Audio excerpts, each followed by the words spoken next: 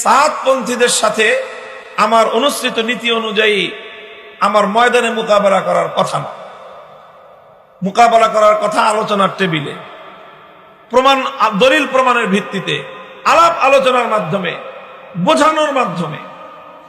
এবং এই নীতি আমি অনুসরণ করে চলছিলাম।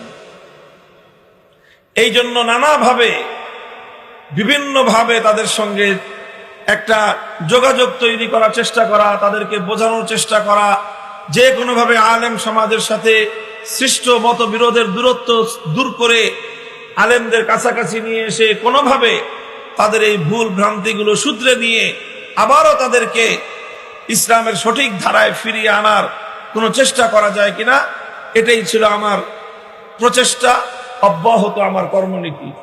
কথাগুলি ঠিক এভাবে আমি বলি নাই, কিন্তু আমি এই নীতি অনুসরণ করে চলছিলাম। চলতে চলতে